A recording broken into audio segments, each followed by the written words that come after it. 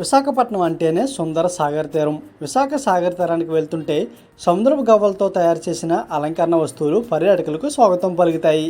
విశాఖ సాగర్ తీరానికి వచ్చేవారు ఎవరైనా ఈ గవ్వలను కొనకుండా వెళ్ళరు. విశాఖకు అధిక శాతం పర్యాటకులు వస్తారని, కొత్త మోడల్స్తో ఏర్పాటు చేసిన ఈ గవ్వల వస్తువులను అధిక శాతం కొనుగోలు చేస్తారని నిర్వాహకులు నాగరాజు అంటున్నారు. బీచ్కి వచ్చే ప్రతి పర్యాటకులు ఈ సముద్రపు గవ్వలు చూసి ముగ్ధులవ్వాల్సిందే అంటున్నారు. రకరకాల ఆకృతులతో, రకరకాల డిజైన్లతో శంఖాలు, తర్వాత అది అలంకారంగా పెట్టబడే బొమ్మలు, తర్వాత అలంకారంగా పెట్టబడే ఫ్లవర్ రోజు, అలంకారంగా పెట్టబడే ఈ పరదాలు, బలుబు జోమర్లు రకరకాలు ఉంటాయన్న. ఎక్కువ ఆధ్యాత్మికంగా శంఖాలని, అమ్మవారు గవ్వలని, తర్వాత సముద్రపు ఉత్పత్తులు కొన్ని తీసుకుంటారన్న, కొన్ని షో పీసులుగా వాడతారన్న, కొన్ని ఏమో ఇంట్లో పూజా మందిరంలో పెట్టుకుంటారు. అంటే అన్న, ఇంట్లో ఉన్న నెగిటివ్ ఎనర్జీస్ పోవడానికి ఈ షీషెల్స్ అనేవి ఇంట్లో పెట్టుకుంటారన్న. ఇక్కడ గవ్వలతో అందంగా తీర్చిదిద్దిన అలంకరణ వస్తువులు పెట్టామని తెలిపారు.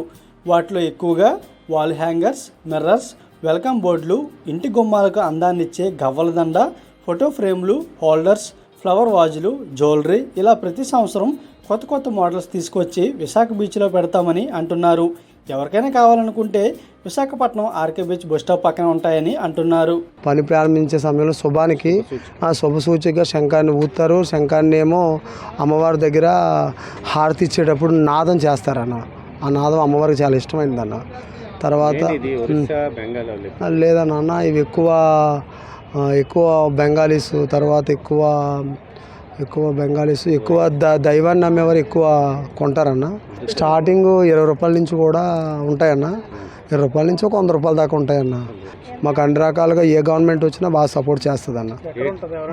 రాత్రి 9:30 ఆ టైంకి కట్టేస్తామన్న. ఆన్లైన్ షాపింగ్లు చాలా బయట షాపింగ్లు రావడం వల్ల కొంచెం అప్పుడు మీద ఇప్పుడు కళ తగ్గిందన్న.